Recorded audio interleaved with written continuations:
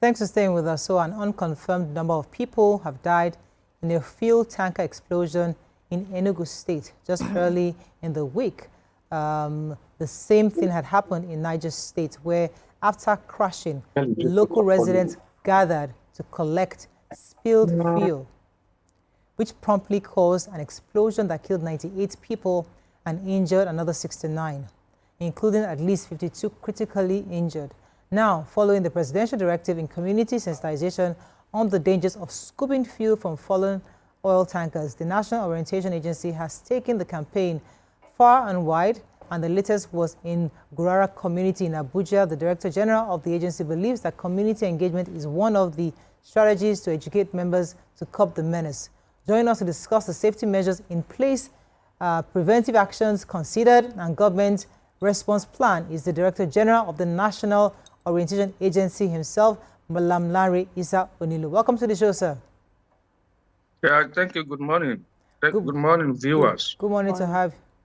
Good to have you on the show. So tell us a bit about this your sensitization drive across the nation, especially as regards the spillage of tanker fuel that causes a lot of people to die. Yeah, thank you very much. It is important that we take a holistic view of this issue. It's not just happening now. And it will be, impossible to assume that people do not know this is dangerous, ab initio. And that's why we continue to see this incident, happening all over and over again. Now, so what we did was to assess the situation, and we were a bit more nuanced in our approach. We realized that this is not just about awareness. Awareness is the easiest thing to do. But if you look at it, there's also the prosecution side of it, enforcement side of it. For instance, what happened in Diko, in Gurara local government of Niger State, the police and other security agencies actually arrived at the scene of that incident before the explosion. They got distress call and they responded immediately. And for more than 10 minutes, they tried to prevent these youth and children from accessing or moving near the product, that had spilled. But they were stoning the security agencies. They were stoning them, and the community did not, play any role in also ensuring that they prevented their children from, exposing themselves to this unfortunate, incident. So eventually, there was an explosion, and we know what happened eventually. So it goes beyond just telling people not to go there. They knew. If we had the opportunity of telling those who died, asking them questions some minutes before they died, they would tell you they knew the danger involved. So which means we must go beyond just awareness. But let me address the issue of awareness. Yeah, the president directed us to do that awareness, which is what we do on a daily basis. But what we have done differently this time is as I speak today, we have over 200 jingles in 200 Nigerian languages that we have produced. And we are using about 300 radio stations to air these jingles all over the country in every local government. We are talking to people in their own, language. And so that is on one side. The second one is to also work with all the stakeholders, the police, the civil defense, the road safety, the tanker drivers, the youth leaders, the community leaders, the traditional and the religious leaders, the parents. It takes the community, it must be community-led.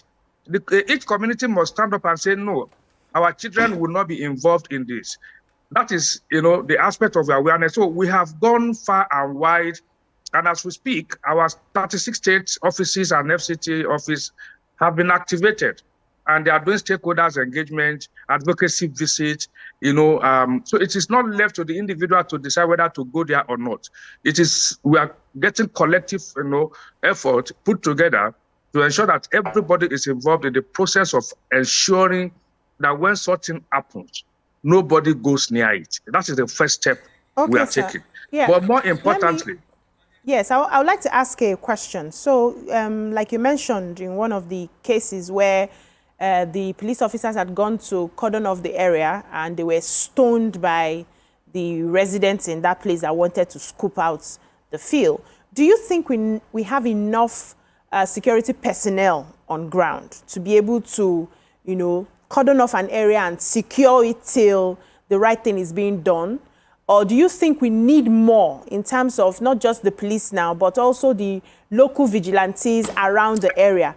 And what sort of conversations are you also having with maybe local chiefs in the different communities, the different local governments to, you know, talk to their people? I know that you've done a lot in terms of awareness and jingles and all of that, but how repetitive is that, you know, jingle and that awareness for people to understand the dangers of going to places like that? Yes, you are very correct. And that's exactly the approach. That's why I said it has to be community-led. And for instance, when we got to Gurara, we brought all the traditional rulers in Gurara local government together. We brought the head of the vigilantes, who also were actually at the scene of the incident, and even their youth leader. The complaint was, you know, the people would have been there ahead of the security people. So it was difficult. But what this has, the lesson the security agencies have learned from this is to devise a better approach, because at the end of the day, it's not just about those people not committing suicide. It's also about the fact that there will be consequences like we have with what happened in Diko. There are wives and children that have been left now who are going to face the consequences of their breadwinners dying cheaply. And so it's something that we must look, you know, at beyond just people dying. There are a whole lot of also, issues around it.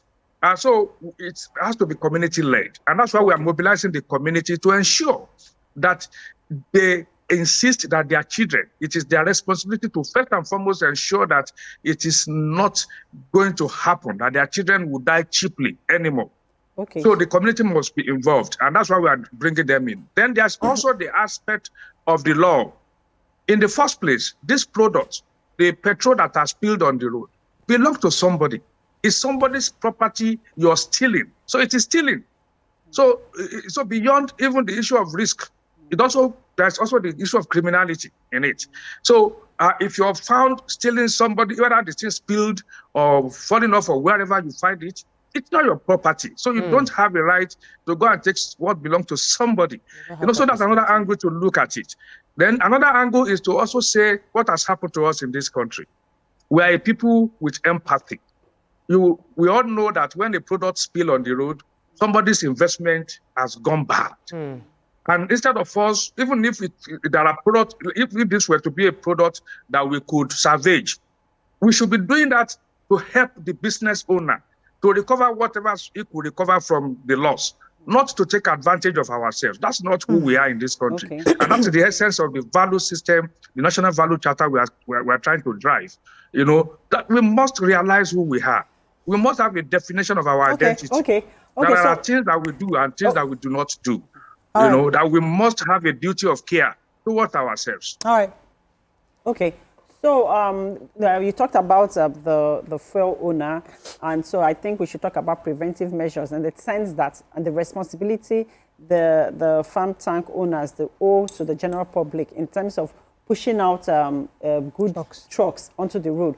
So are you working with FRSC? Are you in collaboration with FRSC? Because in line with what they said and what we read in today's papers, where they said that now they want to deploy their agents to the tank farms to make sure that they check the valves, they check everything about the trucks before they let them on the road, so that these things don't even happen in the first place. And then they can now, and as you said, that you're working with the local government. If there's a tank farm in a particular local government, if something happens, are they supposed to deploy another vehicle immediately? What is the preventive measure an action to take immediately this kind of thing happens, so that you don't give time for people to gather and for things like this to the crash, the scooping of fuel, and putting lives at risk to happen? Thank you very much. That's a very brilliant one. What we have done immediately, we have written many of these stakeholders, including NUPENG, including the Tanker Drivers Association, including the downstream, petroleum agency, to engage with them. There must be guidelines. Guidelines start from the depot. What kind of vehicle, what kind of truck, what kind of tanker can come in? What are the safety measures? What are the things to inspect? how do you get qualified to even lift the fuel in the first place? So that is one thing that we are working with the stakeholders, those who are in charge of that. There must be clear guidelines that everybody understands. There must be inspectors. The road safety must also work with them to ensure that on the road, they can back up to see whether a particular tanker has gamed the system or has complied with the basic guidelines. So all of this we must do. But you see, we also discovered that there are spots in this country that have been identified that are prone to this incident. And that's why you have many trucks and trailers parked on the side of the road. We have identified all of these spots, and we are sending to the agencies, responsible, like the road safety, to ensure that they prevent these people from parking by the side of the road. Road must be free for vehicles to move, unfettered. And so that is one thing. Then again, there are some spots also that are bad, road, where you have craters, you have all kind of potholes that also make it difficult for vehicles to maneuver themselves, especially when they already carry this kind of product. So we are also going to work with all of those people to ensure that the Ministry of Works, for instance, identify this road, and whatever remedial measure that can be taken is taken. So it has to be holistic, to ensure that this does not happen anymore. But again, it's also a developmental challenge that this is. It's part of our developmental issue. Once our rail system is fully developed in the near future, which this government is working seriously on, many of these things will not even find themselves to the road. But before that time, we must ensure that we don't die cheaply in this country. And the government cares so much about this issue. Right. I'm happy about all the advocacy going on.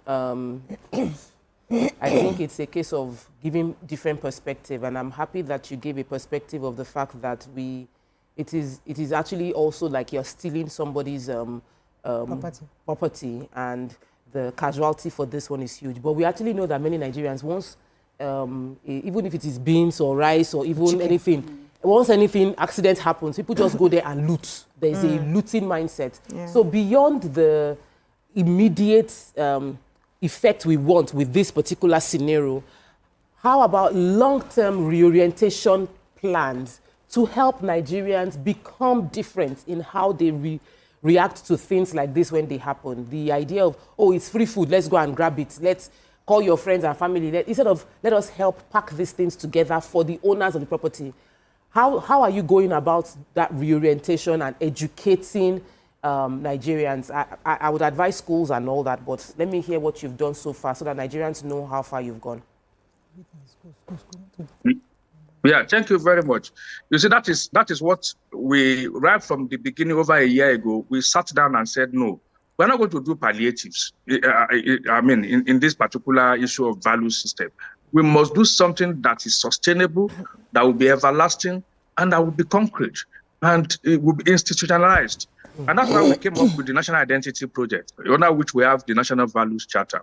And the president, if you read his New Year speech, he stated clearly that it will be one of his priorities this year, and he was going to launch the National Value Charter first quarter of this year. And I can tell you that a lot of activities are already ongoing to ensure that it's launched and that the country embark on a holistic and sustainable value system and value orientation.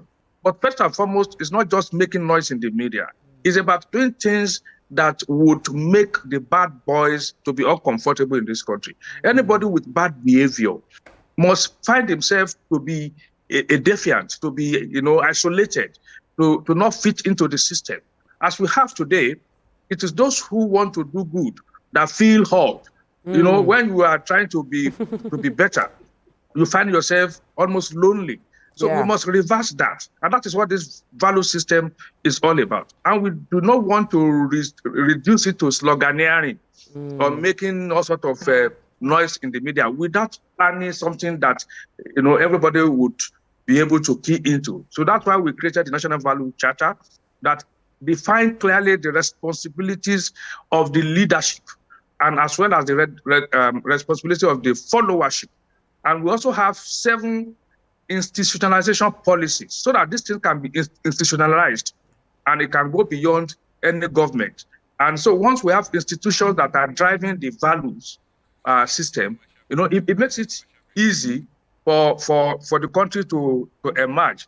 So we cannot just have a document. I mean, there are many documents in this country. Implementation is key. That's why we are ensuring that there are institutions that will drive this. And you will recall that September last year, we took this to the Federal Executive Council, and they approved all our requests regarding setting up all these institutions of nurturing, where all of us will be nurtured on this value system. And no matter what route you take, growing up, you will encounter these institutions that will pass on to you those values that are necessary and that define you as a Nigerian. Right. Let me go on a very short break. When we come back, we continue this conversation. Stay with us. We'll be right back.